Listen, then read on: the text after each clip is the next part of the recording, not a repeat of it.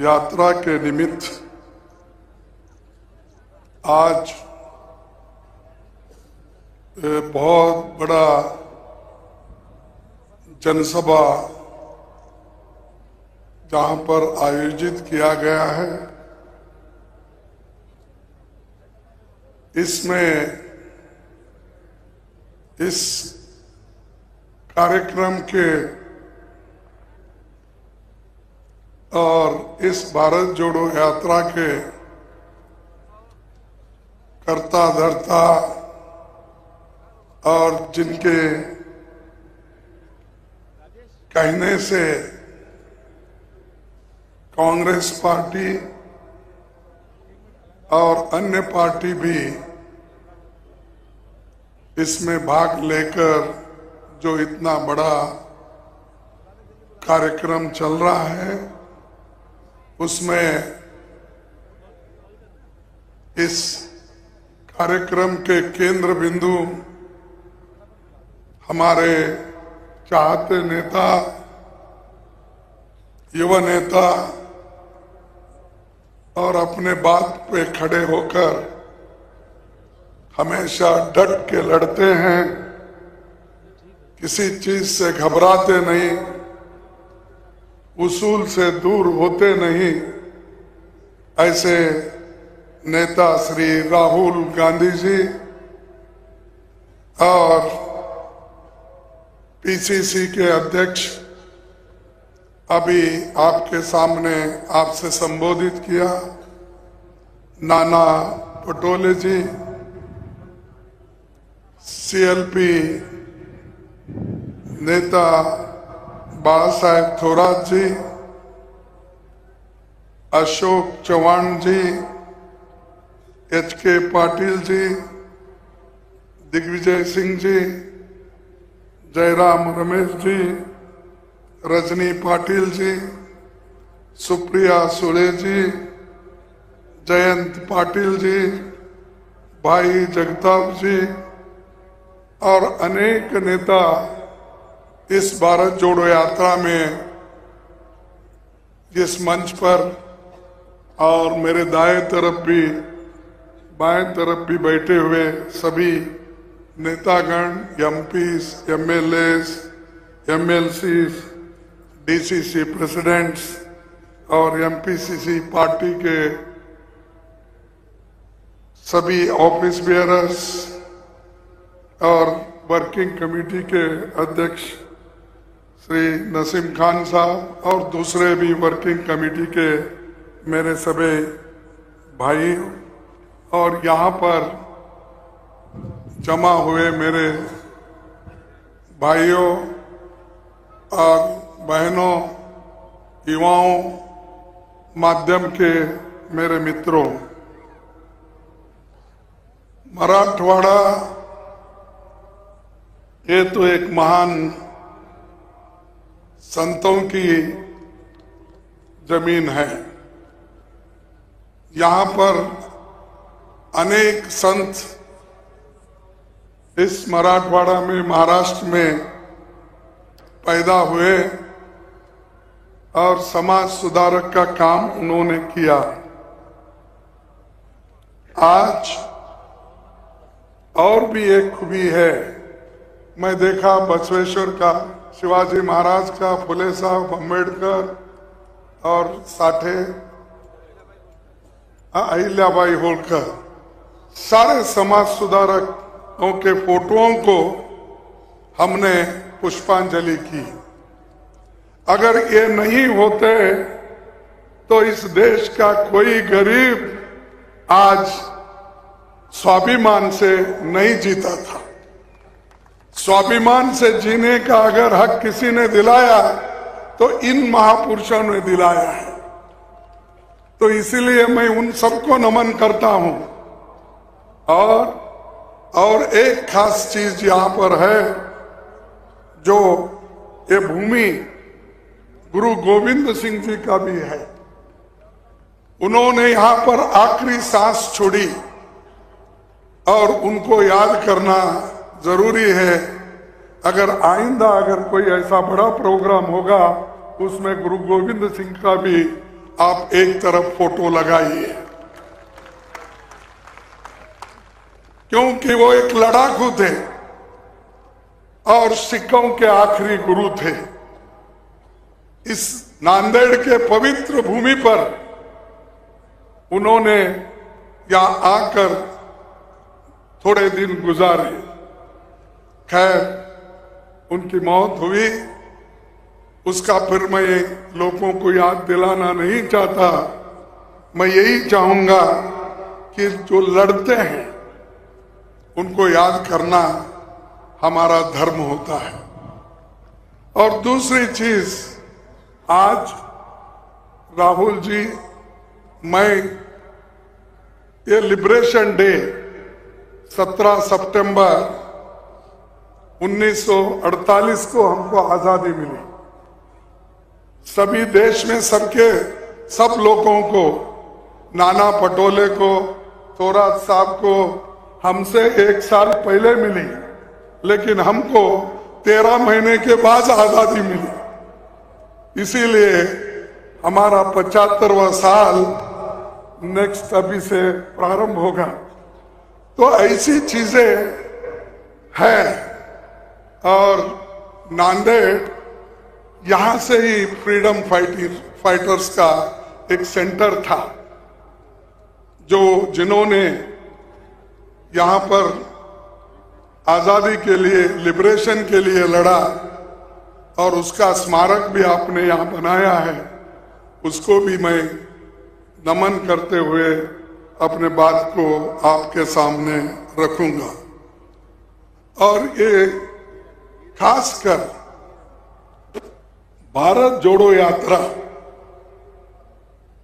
क्यों राहुल जी हाथ में लिए? क्योंकि देश में इतनी नफरत फैल रही है और इतना हर जगह झगड़े, हर जगह धर्म में झगड़े, जातियों में झगड़े। और इस देश की संस्कृति को, जो पंडित जवाहरलाल नेहरू जी कहते थे, यूनिटी इन डाइवर्सिटी, अरे विविधता में ही एकता है। और उन्होंने जो कहा वो करके दिखाए।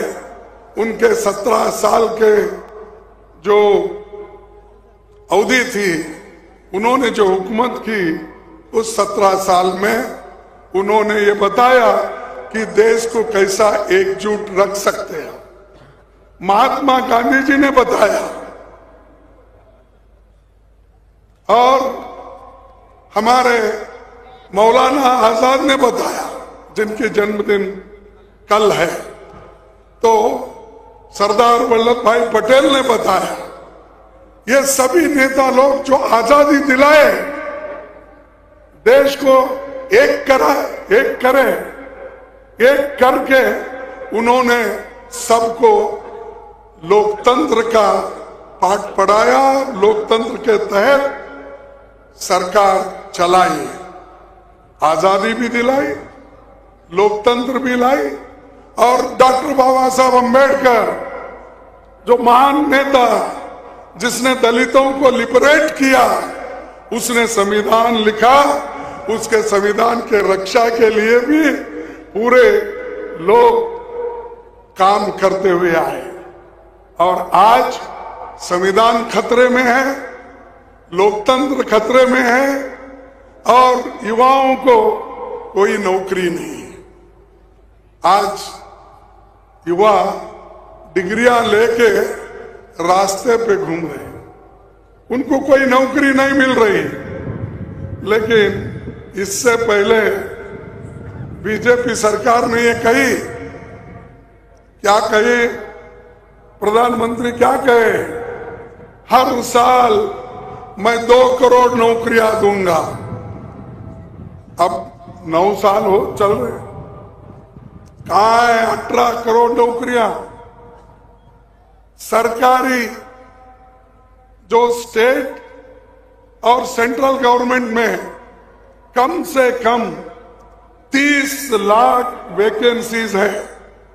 ये अश्योर्ड जॉब्स है और अश्योर्ड जॉब में सबको बहुत से सहूलतें मिलते हैं, लेकिन 30 लाख जो नौकरियां स्टेट गवर्नमेंट में और सेंट्रल में खाली है, वो मोदी जी भर्ती नहीं करने दे रहे।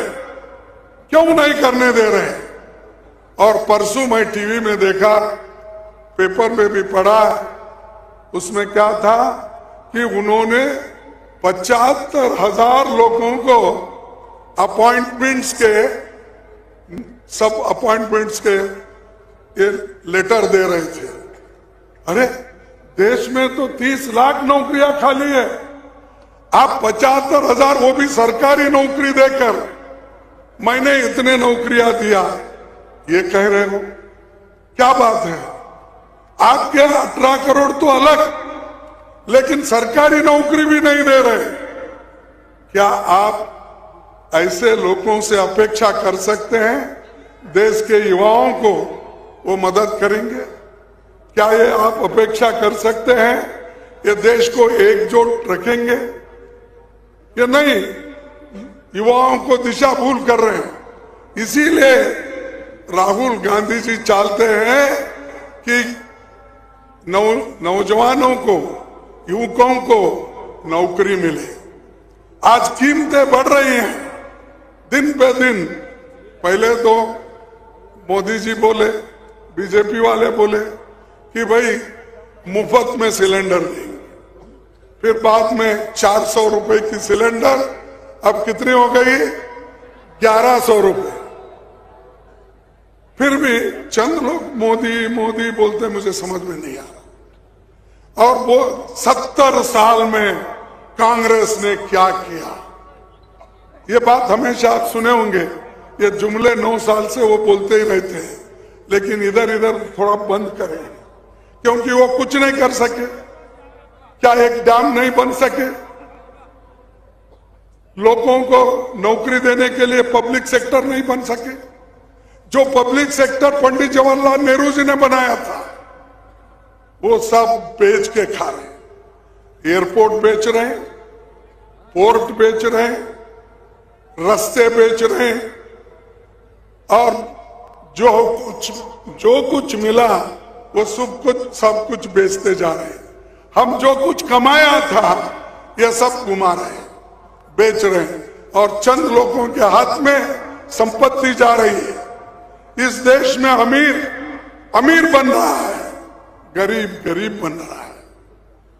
1% लोगों की संपत्ति इस देश में 22% है, और 50% लोगों की संपत्ति सिर्फ 13% है। आप देखिए। और एक आदमी, जिस आदमी के पास 10-20 करोड़ रुपए थे, वो आज 2 लाख 4 लाख करोड़ का मालिक हो गया। ये कैसा हो रहा है? तो इसलिए हम चाहते हैं इस देश में संविधान के तहत सरकार चले, लोकतंत्र का हिफाजत हो। इसीलिए तो राहुल गांधी जी अब कम से कम 60 दिन से या 58 दिन से जो उनकी पदयात्रा चल रही है, इसलिए चल रही है कि लोग नफरत जो फैला रहे हैं, लोगों में जो लोगों को बांटने की कोशिश कर रहे हैं, उनको जोड़ने की कोशिश राहुल गांधी जी कर रहे हैं। तो इसलिए ये भारत जोड़ो यात्रा महत्व रखती है। कन्याकुमारी से कश्मीर तक वो चलते जा रहे हैं। कई के लिए टीवी में फोटो लाने के लिए नहीं, या पत्रिका में छपने के लिए नहीं, या बीजेपी के लोग अपना फोटो छपाने के लिए काम करते हैं। जैसा कि अभी पटोले ने बताया कि माँ एक तरफ रहती है तो उनकी सूरत फोटो के तरफ, टीवी के तरफ। तो यह सब जुमलेबाजी, फोटोग्राफी करके लोगों को जो दिशा भूल कर रहे हैं, उसके लिए हम सोचना चाहिए। क्योंकि अगर बाबा साहब बनाए हुए संविधान को आप नहीं बचा सकेंगे तो आप कहीं के भी नहीं रहेंगे, स्वाभिमान से नहीं जिएंगे। आपको freedom of expression, adult franchise, ये किसने दिया? एक जमाने में चंद लोगों को ही वोटिंग पावर था, ब्रिटिशर्स के जमाने में। खैर निजाम के जमाने में तो वो भी नहीं था। तो जो लोग वोट देते थे, जिसके पास ज्यादा से ज्यादा जमीन हो, इनकम टैक्स पे हो, ऐसे लोगों को वोटिंग की पावर थी। जब बाबा साहब अम्बेडकर ने संविधान बनाया, पंडित जवाहरलाल नेहरू जी के कहने पर उन्होंने अडल्ट फ्रेंचाइज को लाया। आपके पास पैसे हो या ना हो, आप गरीब हो अमीर हो कोई भी हो, सबको बराबरी का हक उन्होंने दिलाया। उसकी हिफाजत के लिए आप लड़ना है, उसके लिए आप काम करना है, किसी और के लिए नहीं। अपने आप को बचाने के लिए या आपको जी तोड़ के काम करना होगा। आज भारत में जो सुधार आप देख रहे हैं, जो हमारे पास बहुत से कॉलेज खुले, engineering college, medical colleges, hospitals, ये किसने किया? अभी हम हमारे अशोक चौहान जी के म्यूजियम में गए थे, उनके पिताजी के नाम से। वो वहां पर एक फोटो उन्होंने बताया, जो एक बहुत बड़ा इरिगेशन प्रोजेक्ट इस एरिया में बनाया गया। उसके वजह से बहुत से तालुका में वहां पर पानी आया और बहुत से लोगों को उसका फायदा हुआ। शुगर फैक्ट्रीज आए, ये सब शुगर फैक्ट्री हो, कोऑपरेटिव सोसाइटीज हो, मिल्क डायरीज हो, ये सब किसने किया? कांग्रेस ने किया। कांग्रेस अगर नहीं होती, ऐसे प्रोजेक्ट कभी आते ही नहीं थे। अगर मोदी जी अपने बार बार ये कहते हैं, ऐसे 10 प्रोजेक्ट बताइए आप 8, 9, 10 साल में, ये नहीं कर सकते। लेकिन सुबह उठते ही हमको गाल्या देणे का छोडते नाही। आम्हाला शिव्या दिल्याशिवाय त्यांचं पोटच भरत नाही। उठलं की त्यांनी देवाची पूजा करत नाही, काय करतात की काँग्रेसला शिव्या कसं द्यावं ह्याचं शिकवण घेतात। तर तुम्हाला काय शिव्या देणारे लोक पाहिजे की देशासाठी सेवा करणारे लोक पाहिजे? कोण पाहिजे तुम्हाला? देशाला सेवा करणारे लोक पाहिजे। म्हणून देशाच्या सेवेसाठी, तुमच्यासाठी, गरिबासाठी, सगळ्या जातीला धर्माला एक करण्यासाठी राहुल गांधीजी आज तुमच्या समोर आहेत। ते तुमच्या समोर बसले आहेत। त्यांना काही नको आहे। आम्ही विचारलं की तुम्ही काँग्रेसचे अध्यक्ष व्हा, तुमच्या नेतृत्वात आम्ही सगळे एकजुटीनं काम करतो। ते म्हणाले मला लोकांची सेवा करायची आहे, मला कोणचं पद नको, मला काही नको, हे त्यांनी सांगितलं। आणि तेच सोनिया गांधीजींनी सांगितलं। काय सांगितलं? ज्या वेळेला UPA 1, UPA 2 मध्ये मेजॉरिटी आली, त्यावेळेला सगळ्यांनी सांगितलं की सोनिया गांधीजी तुम्ही या देशाचे पंतप्रधान व्हा। पण ती ऐकली नाही। ती म्हणाली मला देशाचं पंतप्रधान व्हायचं नाही, गरीब लोकांचे जे समस्या आहेत ते सोडवायचे आहेत, म्हणून मी मनमोहन सिंगला करतो। म्हणून ती मनमोहन सिंगला प्रधानमंत्री केली। इथं आपण भांडतो, अनेककडे भांडतो, पण सरपंचासाठी भांडतो, जिल्हा पंचायत अध्यक्षासाठी भांडतो, मिनिस्टर पद मिळालं नाही सोडून जातो, चीफ मिनिस्टर साठी भांडतो। अरे ज्यांना प्रधानमंत्री व्हा म्हणून सगळे लोक सांगितले त्यांनी म्हणलं की देशामध्ये आर्थिक परिस्थिती सुधारण्यासाठी मनमोहन सिंगला मी करते आणि मनमोहन सिंग झाले. म्हणून अहो नांदेडला सुद्धा खूप पैसे मिळाले, कारण गुरु गोविंद सिंगचे 300 वर्षाचं नाही. म्हणून त्याला विशेष फंड दिले, रोड झालं, सगळं काही झालं. हे कोण केले? काँग्रेसचे लोक केले, मनमोहन सिंगजी केले आणि सोनिया गांधींनी केलं. आणि अशा लोकांना तुम्ही काय केलं म्हणून विचारता? अरे ज्या गरिबांना पोटाला अन्न मिळत नव्हतं, एक दिवसाचं अन्न त्यांना बरोबर मिळत नव्हतं आणि काम मिळत नव्हतं, म्हणून नरेगा योजना तिने आणली. फूड सिक्युरिटी ऍक्ट आणून गरिबांना 3 रुपयामध्ये फ्री राईस, व्हीट हे सगळं देण्याचं काम केलं. हे मूलभूत समस्या आहेत. अरे पहिले पोटोबा नंतर विठोबा. अरे पोटातच काही नाही, मग किती तुम्ही मंत्र घाता, किती सांगता?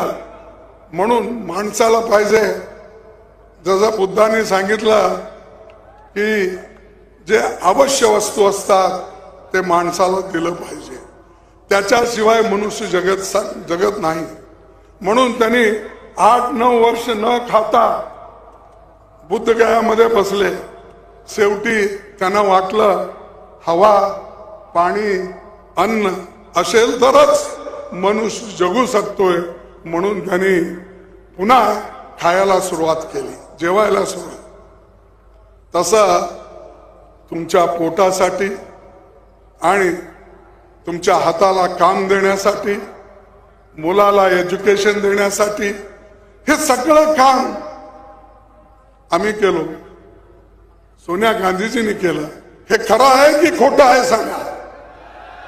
खरं आहे, खरं आहे. आता पुढेही आम्ही जे सांगणार आहोत अथवा राहुल गांधीजी जे सांगतील आम्ही ते सगळे काम करणार. काम करण्यासाठी तुमच्या पुढे आम्ही आलेलो आहोत. आणि हे भारत जोडो यात्रामध्ये केवळ काँग्रेस पार्टी एकच नाही, अनेक वकील आले, त्याच्यात डॉक्टर्स आहेत. आणि आजच तुमच्या समोर आमचे ऍक्टर त्यांनी सुद्धा येऊन सांगितले, लिटररी फिगर्स आहेत, जर्नलिस्ट आहेत, अनेक लोक त्याच्यात जोडून आहेत. म्हणले की लोकांना आता कंटाळा आलाय मोदीचं ऐकून, कारण मोदी बाहेर गेला तर काय करतात, काही लोक त्यांचे खास असतात, त्यांना टीम अगोदर पाठवतात की त्यांनी अरब कंट्रीला जाऊ दे, अमेरिकेला जाऊ दे, दुसरीकडे जाऊ दे. तिथे गेल्यानंतर ते एक असतात 500-400 लोक मोदी मोदी म्हणतात. कोण? अरे आम्ही पाठवलेले लोक, आम्ही इंजिनियर केलं, आम्ही डॉक्टर केलं, आम्ही प्रोफेसर केले. काय यांच्या काळात झाले काय डॉक्टर? ते यांच्या काळात ते इंजिनियर झाले. अहो तुम्ही येऊन 8 वर्षही झालं नाही. 8 वर्षात कोण डॉक्टर होतोय, MD होतोय? 5-6 वर्ष, 8 वर्ष जवळजवळ पाहिजे. तर यांच्याकडून एक डॉक्टर आलं नाही, एक इंजिनियर नाही, तरी पण मी फार काम केलो असं म्हणतात. आणि सगळीकडे आम्हाला शिव्या देत जातात, कांग्रेस ने कुछ नहीं किया, बर्बाद किया. अरे हम बर्बाद करते, संविधान को अगर नहीं बचाते और लोकतंत्र को अगर नहीं बचा देते तो आप मोदी जी प्रधानमंत्री होके नहीं आते थे. ये है, हमने उसकी रक्षण किए, त्याचं रक्षण आम्ही केलं, ते जिवंत ठेवलं, संविधान वाचवलं, लोकतंत्र वाचवलं, म्हणून तुम्ही प्रधानमंत्री झाला. आणि आम्हाला विचारता काय केलं? सगळं काय केलं आम्ही केलं, तुम्ही काय केला? जुमलेबाजी केला. कुठे आहेत मग तुमचे 15 लाख रुपये? कुठे आहेत तुमच्या 2 कोटी नोकऱ्या? वर्षाला 2 कोटी, कुठं आहेत 18 कोटी? कुठंही नाही. जे सांगितलं ते तर केलंच नाही आणि करणारही नाही. मी जास्त वेळ घेत नाही. राहुल गांधी साहेब विश्वास में पुन्हा बोलणार आहे.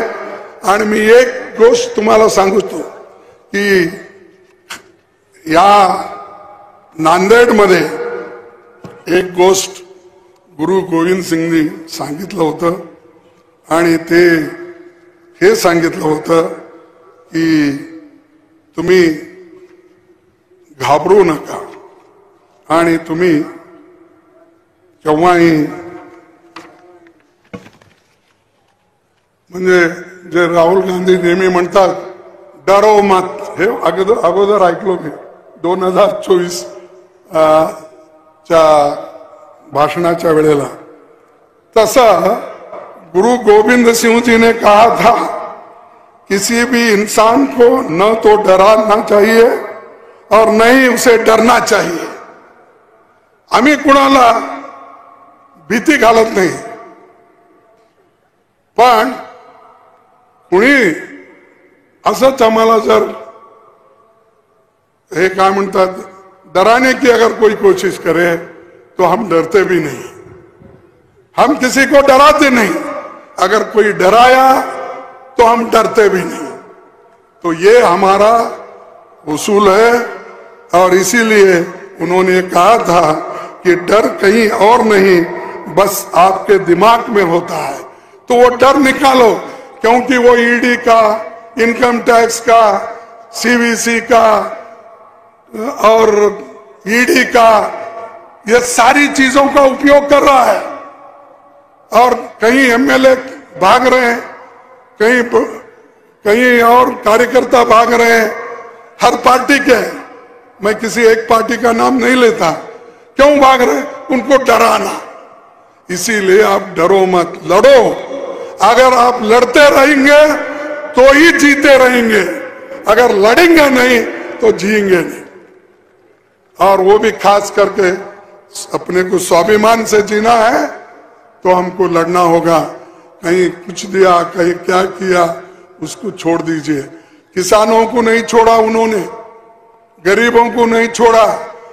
अरे बच्चों के पेंसिल के ऊपर जीएसटी लगाया, आटे के ऊपर जीएसटी लगाया, खाने की चीजों पर जीएसटी. ऐसी बुरी गवर्नमेंट कभी नहीं आई थी. तो इसीलिए मैं आपसे यही विनती करूंगा कि आप डरो मत. एक होके हम और आप एक होके लड़ेंगे. ये मत पूछो राहुल जी आपको क्या देने वाले हैं. राहुल जी तो अपनी बात बताए कि ये चलो हम मिलके चलेंगे तो ही देश को बनाएंगे. इसीलिए एक बार मेरे को याद आती है, कैनेडी ने, जॉन एफ कैनेडी ने एक बात कही थी. जब वो चुनाव में ठहरे थे तब एक आदमी ने उठकर कहा कि आप चुन के आने के बाद मुझे क्या देने वाले हो, मेरे लिए क्या करने वाले. तब उन्होंने कहा अरे भाई, ये प्रश्न पूछने से भी अगर आप ये पूछ सकते थे मैं चुन के आने के बाद हम और आप मिलकर देश के लिए क्या कर सकते, अगर ये पूछते तो अच्छा होता. तो ऐसा ही आज राहुल गांधी जी और हम और आप मिलके देश के लिए क्या करेंगे ये सोचिए. इसीलिए मैं आप सबको विनती करता हूं, एकजुट होकर संविधान को बचाओ, लोकतंत्र को बचाओ, गरीबों को बचाओ, किसान को बचाओ, सबको बचाओ, महिलाओं को बचाओ. आज कितने रेप हो रहे, कितने मर्डर हो रहे. और जब कभी एक बार हम जजमेंट को देखते हैं तो भी हैरान हो जाते हैं. तो इसीलिए संविधान के तहत चलाना हम सबका फर्ज है. ये काम आप सभी करेंगे और ये जो भारत जोड़ो यात्रा यशस्वी जरूर हो जाएंगी. और सरकार आज न कल बदला के हम दिखाएंगे. पूरी हम कोशिश करेंगे. ये कहते हुए मेरे 4 शब्दों को समाप्त करता हूं. जय हिंद. जय हिंद, जय हिंद। अरे जोर से बोलो, आपकी आवाज सुन के कोई बीजेपी वाला सो गया तो उठना चाहिए। जय हिंद, जय हिंद, जय महाराष्ट्र, जय भीम। लाल मातीतली कुस्ती म्हणजे